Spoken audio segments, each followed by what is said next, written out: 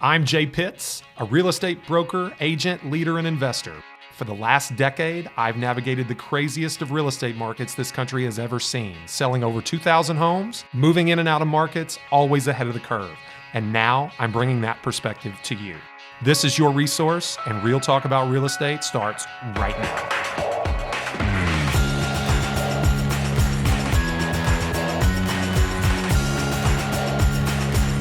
And we're back, folks. Welcome to another episode of Resource, Real Talk About Louisville Real Estate. I am your host, Jay Pitts, broker owner at RE/MAX Premier Properties, leader of JT Pitts and Associates. And, you know, it's the week after Thanksgiving. It's a special week, if you ask me, for lots of reasons. I mean, I had my 40th birthday yesterday. So many of you were so kind to reach out. So we'll get more into that in a moment, but that may be shaping somewhat the message that I bring to you today. So I want to get you ready. And I might be coming in hot a little bit.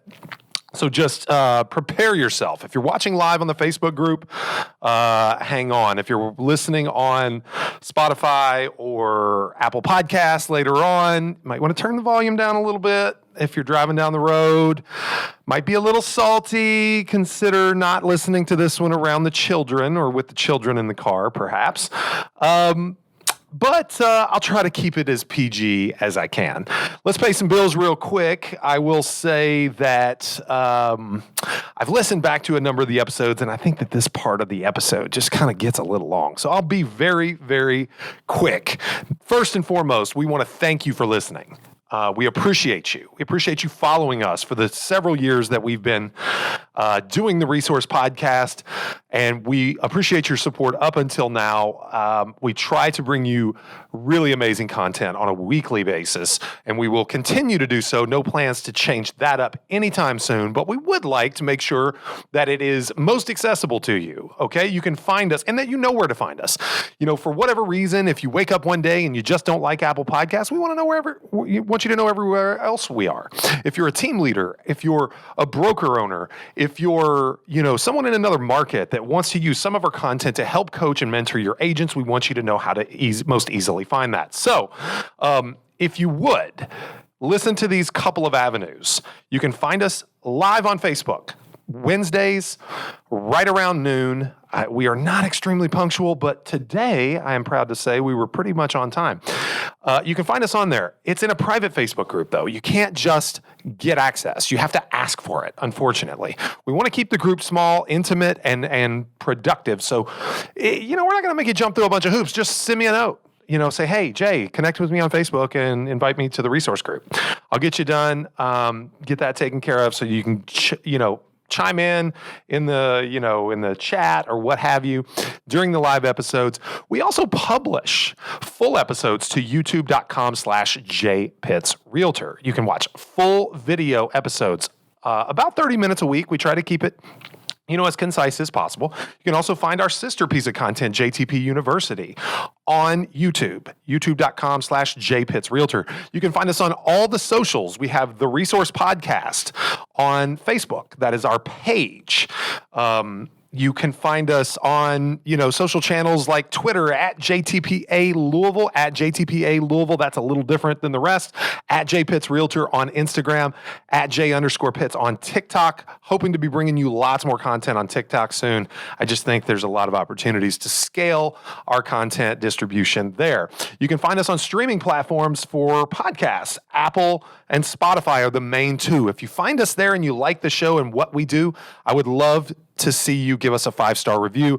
Anything less is going to tell me that I'm not bringing premium content. So if you want to send that message, go for it. If you like what I'm doing, give us a 5-star review, give us a follow. It helps the algorithm gods, the algo gods out there, serve our podcast to multiple people. You know that you might like section every time you go online somewhere? I would like to show up in a few more of those. So tell us we're doing something good. We appreciate it. And that's all that's all my my shaking my tin can for today. All right, let's move on. I'm excited about this. So I'm going to tell you about a really good book, first and foremost, and this sets the tone for today's message. The really good book is by Malcolm Gladwell, and it's called Outliers. if you're a part of this brokerage, if you're a part of my company, you know that this is a book that I am a fan of, okay? This book paints a picture for you, and I've always felt like this book was almost autobiographical for me in some ways. Now, the premise of the book is that circumstance, okay, is the really clear and present difference between the ultra successful and just the really successful, okay? So it's the difference between, Michael Jordan, okay, and Donovan Mitchell. Okay, so those of you that don't know, Donovan Mitchell is an all-star from the University of Louisville. He's one of the premier players in the NBA right now. Guy's pretty exciting to watch, but he's not Michael Jordan. I don't think anybody would make that argument, right? Jordan is Jordan. There is no other Jordan. Okay, the ultra-successful is Bill Gates. The ultra-successful is Steve Jobs, Michael Dell. Those are actually three examples that are used in this book. The ultra successful is Mark Zuckerberg, not the founder of MySpace. And there is an inherent circumstantial difference between these ultra successful people. I'd actually love to see Gladwell write an update to the book, including the social media era. A lot of news. Twitter got a new CEO yesterday. Jack is stepping down as CEO amid pressure from investors. I'd like to see the social media era revisited in Outliers, but he uses Michael Dell, the founder of Dell Computers, Steve Jobs, obviously Apple co-founder, and Bill Gates, famous for Microsoft. He uses them as an example and their unique circumstances, their time and place in history, all Pacific Northwest, solid middle-class families, ex-military parents, just like layer after layer of similarity in their background that led them to be in a position with a certain set of skills at a certain time in history that allowed them to change the world. Okay? So it's taken me a long time to set this up, but I'm going to arrive at my point very, very quickly. Okay? You, as a real estate professional, are a champion or a victim of circumstance. Now, this doesn't say that your outcomes are not directly attributable to your efforts, to your activities. I always say that we can, control our activities, but not always control our outcomes. Now, your activities certainly predict your outcomes. Doing the right things tend to yield the correct results or the appropriate results, the results that are desirable, okay? The efforts that you put in today produce the results that you get tomorrow, good, bad, or indifferent. Now, I said that I think this book is a bit autobiographical, and I'll explain what I mean. I came in to the real estate industry in 2004. I got licensed, okay? Didn't sell right away, started investing, okay? Basically, went into the mortgage business, started investing in real estate while I was doing mortgage loans, mortgage origination, which is kind of interesting that it's come full circle, and I'm now a mortgage company owner with Motto Mortgage here, affiliated with RE/MAX Premier Properties, but I digress. I was in the mortgage business. I wanted to do something different than my father. I was a stubborn firstborn, and I wanted to do something different, so I did. Okay, but what I got to witness in the mortgage business from 2004 to 2007 was the precursor to the foreclosure crisis. Unrestricted lending, no income, no asset verification, stated income loans, appraisal waivers, subprime mortgages, 2-year ARMs with 3-year prepays, pay option ARMs, like the industry run amok. I participated. I mean, what was I to do? I was a 22-year-old recent college graduate trying to make it in a business with no experience where they typically require 5 years experience to get into. Now, you may laugh at that. 5 years experience to be a loan officer kind of seems like people get that job if they can fog a mirror these days. But that's what it was then.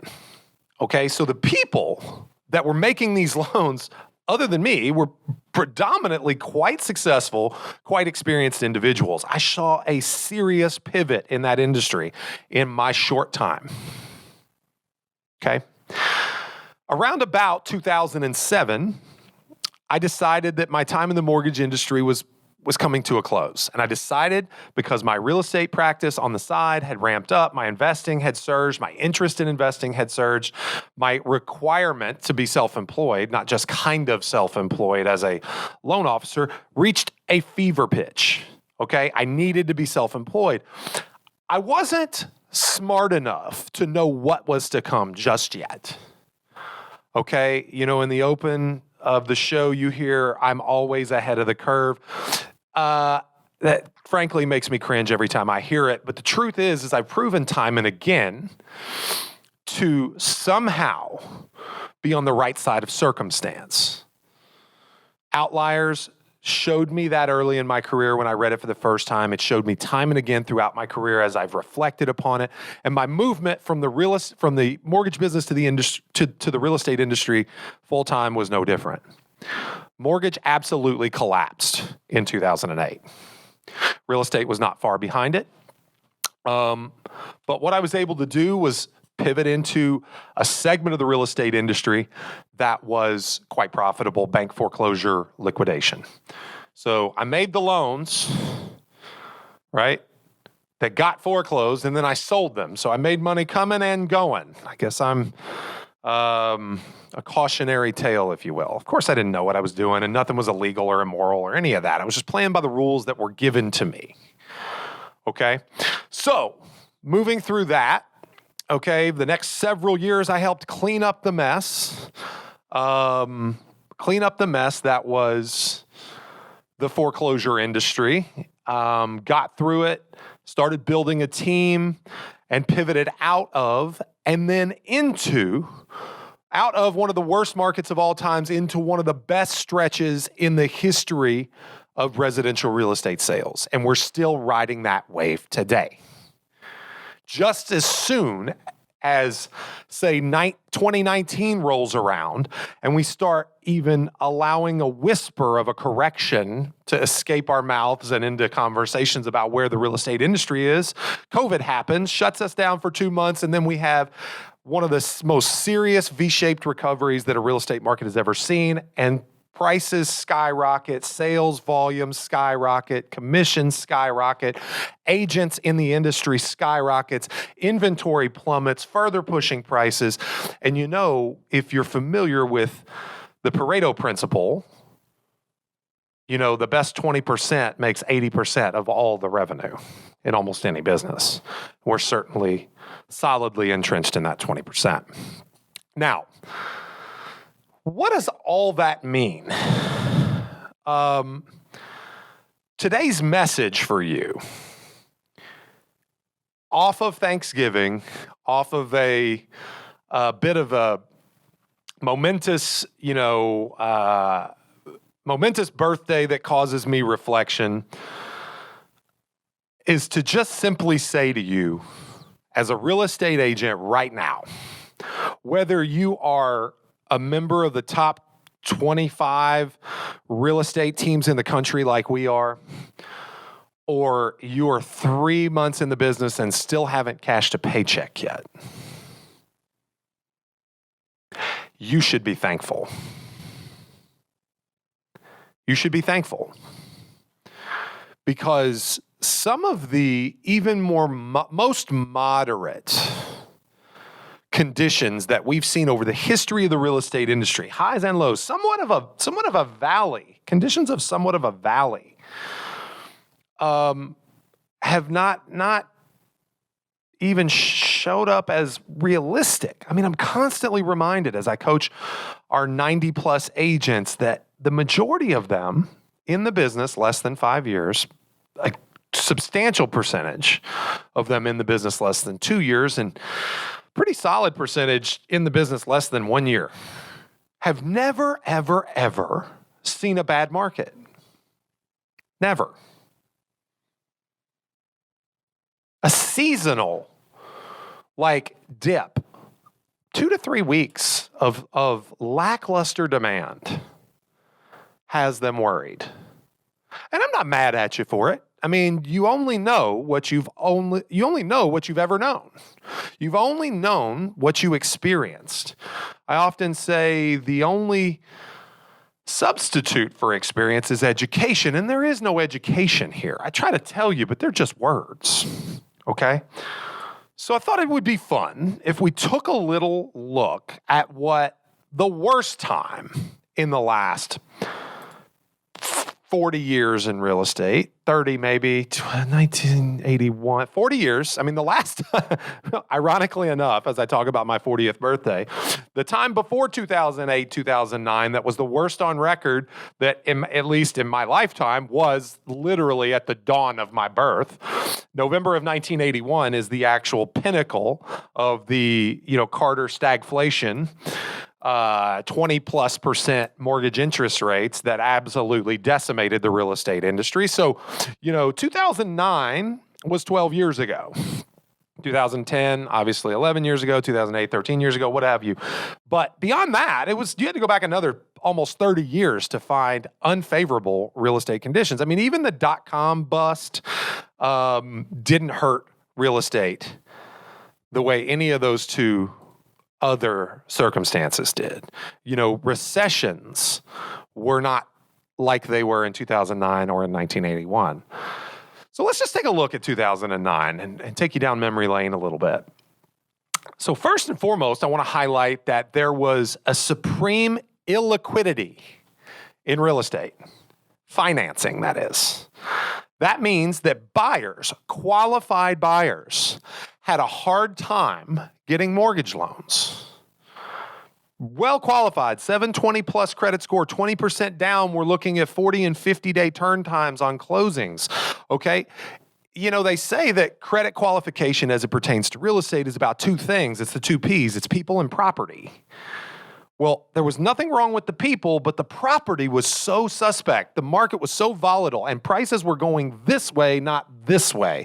It's a way different problem when prices are receding versus inclining. So it's illiquidity in financing because the bank, frankly, could not establish a loan-to-value ratio on a loan today and expect that it would be consistent for tomorrow. So they were less likely to approve loans. Now, I've already talked about bank foreclosures, and some of you might not even know the term REO. It stands for real estate owned, or the line item on a bank's balance sheet where they carry the asset of real estate that they've foreclosed on notes that they've issued, real estate owned. You probably also haven't even heard the term the asset manager, and the only comparison I can make to the asset manager is the underwriter.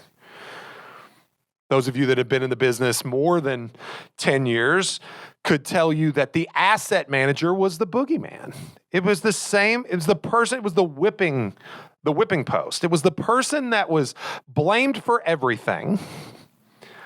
Delays, poor policies, processes, not getting your offer accepted, not getting documents back in a timely fashion, not being ready to close, title defects that delayed closing for months and months. It was the asset manager's fault. You probably haven't even heard that term. I'm thankful to not have to deal with asset managers anymore. Truthfully, got to a point where you couldn't even get them on the telephone, and I was the listing agent that was working at their behest. High days on market. I've often said that I had 6 listings between month 3 and 6 of my career and didn't get a single showing on a single one of them. High days on market. Angry sellers, which brought no or little seller's equity. Desperation amongst sellers, wanting to blame someone, and who is in their clearest line of sight? It's the listing agent. You often say list or don't last in the real estate industry. List or don't last. Well, listings, were dirt. You didn't need them. You needed qualified buyers, and maybe not even if you refer to number one on the list, illiquidity, you wanted cash buyers. Here's the problem with that. We had high unemployment. The Dow was in the tank. Okay? All this institutional money where you feel like the stock market is bound to correct at some point soon, and these people that are riding high are going to lose, and they've pulled their money out so that they can put it into something more tangible, so they're paying cash for investment real estate, they're doing all. None of that was available. None of it. Cash buyers were king. And because they were so powerful, and certain areas were so decimated with so many bank foreclosures, you saw prices dive 10, 15, 20, 25%. Even more in some cases. And cash buyers were king and picked up properties for pennies on the dollar. I will say, I'm one of those beneficiaries. I bought a house that was listed at $39,900 in 2010. Previously listed at $49,999. I paid $15,000 for it. I rented it after spending about $5,000, $20,000 invested. I could sell it for over $100 now. It's paid for itself 5 times over in terms of rent received. That original $20,000, it's paid me $100,000 in 10 years. It's incredible. I don't know how to reconcile that, okay? So if you were the beneficiary, then fantastic. Those are the people that you see right now selling hundreds of houses that they picked up between 2009 and 2012 or 13. But the average seller had no equity.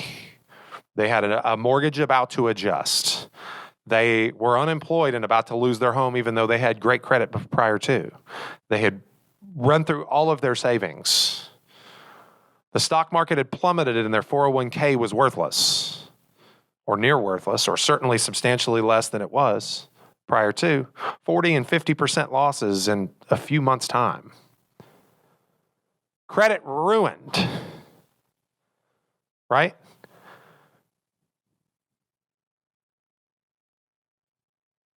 We have a lot to be thankful for right now. For perspective, home prices dropped on average nationwide 5% in 2010, not even the worst year. 2009 was much worse than 2010. They dropped 3.1% on average nationwide in 2011, before rebounding and going up 6% in 2012. For perspective, 2020, we saw an 11.3% increase in prices in 2020, nationwide. I've heard numbers as high as 13. This is the Freddie Mac House Price Index. Pretty reliable source. For perspective also, if you got in the business in 2012, okay, 9 years ago, you have seen the following increases: 6.3, 8.9, 4.1, 6.1, 6.4, 7.2, 5.1, 4.2. In 2020 was 11.3. Now, you could add all of those up and say, this is how much home prices have increased, but you'd be wrong because you wouldn't be taking into account the exponential nature. It is incredible, the run that this real estate market has been on. And I don't know when it's coming to a close. Just as soon as I start to predict it, just as soon as I start to predict an end of the run, something else happens. So I'm not going to do that anymore. I'm going to stick to 1 year at a time. Right now, the market tells me here in Greater Louisville that we've been tanking in terms of properties to market over the last 6 weeks. We're in an extreme deficit, much deeper than we were at the end of last year. We've got lower demand. We've got inflation is really high, but rates are low. But the Fed is starting to kind of waffle on whether they're going to raise rates next year. You've seen estimates of 13.3% price appreciation drop to 6.6%, according to Freddie Mac. I don't know what's going to happen, but here's what I expect. It's Wednesday. December 1st. You're going to see lackluster demand for the next 4 weeks getting through the holidays. You're going to see a renewed vigor amongst buyers come January 1. With very little inventory, you're going to see crazy multiple offer situations for the best properties. You're going to see multiple offer situations that rival May of 2021, April of 2021, multiple 5-10 offers per decent listing. You're going to see that until sellers start to realize and the weather clears and bring properties to market. And then you're going to see some pretty steep price appreciation through the spring. You're going to see a pretty solid summer. You're going to see a very slow fall and winter. But ultimately, this year is going to look a lot, or 2022 is going to look a lot like 2021. Hopefully, we're rescued slightly by new construction, but, you've got some tariff situation, threatening lumber prices again.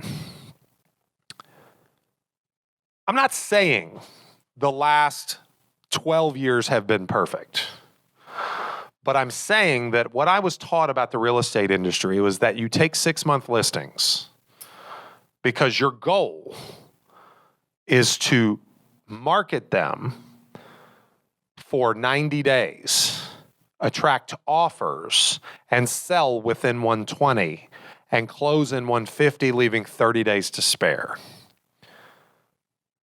I've seen, a competing market that an agent, a very good agent down in Raleigh, North Carolina, that we used to be here with our firm, just posted that they're at 0.8 months supply right now, which is about where we're at.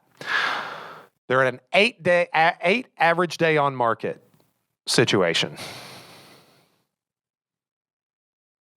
I think that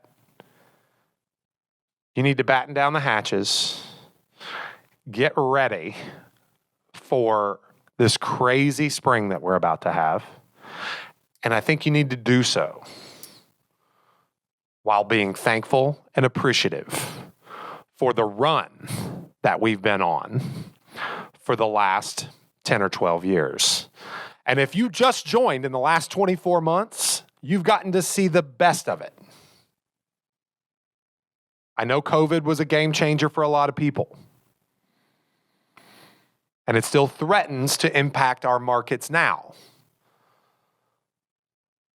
But it sure beats the alternative.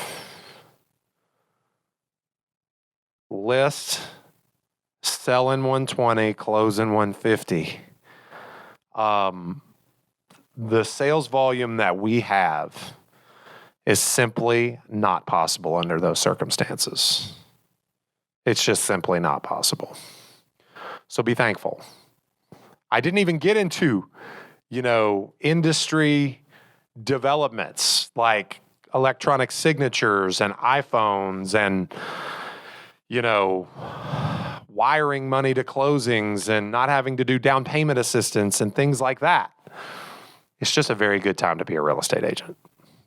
And I hope you know that. That's all I've got for this week, folks. As a reminder, check us out on all the socials I gave you at the top of the episode.